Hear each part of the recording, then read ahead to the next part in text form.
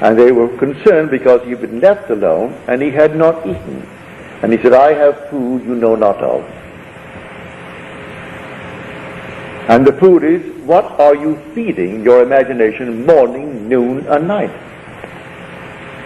You read the morning paper and you react, and you don't know one character there, any of them, and you react even before you get to the end of the page, based upon some biased reporter. But you react. That's what you fed the Lord. For the Lord is your own wonderful human imagination. That's God, and there is no other God. That is the Jesus of Scripture. That's the Jehovah of the Old Testament. And he is housed in you. That's why you are immortal. So you can drop right now. Now I tell you, it would make no difference to your immortality. Chop off your head, burn you, and turn it into dust. You are an immortal being. You cannot cease to be, because God became as you are, that you may be as he is.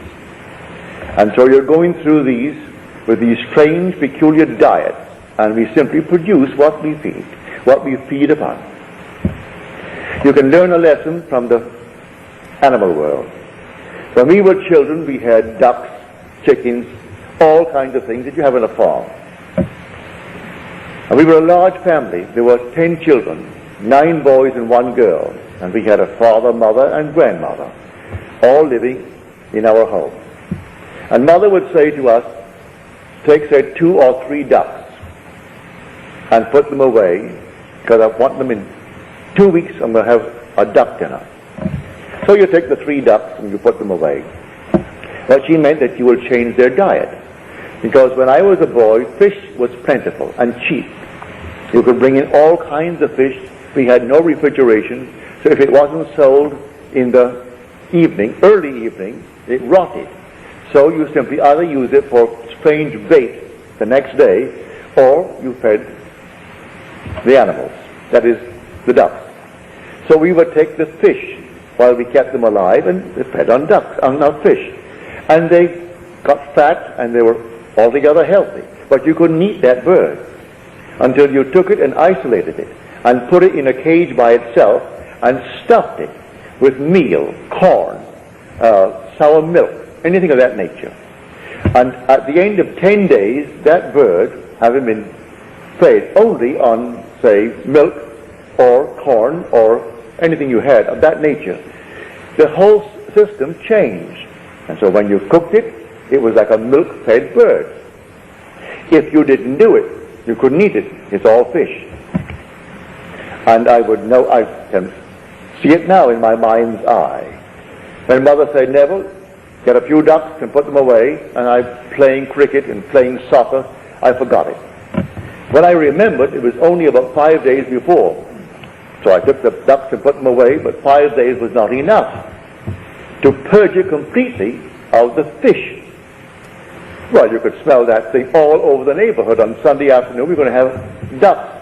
And we knew we couldn't have ducks because you couldn't eat it. You look at a duck and you're eating fish. So it repulsed everyone. Of course, we got a good spanking for it because we didn't do what Mother commanded us to do the time that she told us to do it. Well, that is just like everything else in this world. You feed, as he said, I have food you know not of. You feed for a few days, a couple of weeks, on a changed mental diet. In this case, in 24 hours, when she took the diet that he gave her, I am perfectly normal. The child went into a deep, deep sleep from which she could not be awakened without a struggle. And then the clinic said, well, she's not only bright, but she's healthy. She's completely right. She was simply the outpictured statement that that girl lived with when she said, I am abnormal in many ways. You take a new diet tonight, and just like the duck, and it may take you a day, it may take you a week, it may take you 2 weeks, but if you actually persist in the changed diet, you will outpicture that diet, that change of diet, and your whole vast world will change. We are the only beings to whom he gave speech. He actually became man. And this inner speech is a marvelous gift. And you can't stop it. You're doing it morning, noon, and night. You go to bed talking to yourself. You wake in the morning talking to yourself. And whether there's someone present or not, you're still talking to yourself. You walk the street. Some are obvious when they do it, but most of us are not that obvious, but we're doing it anyway.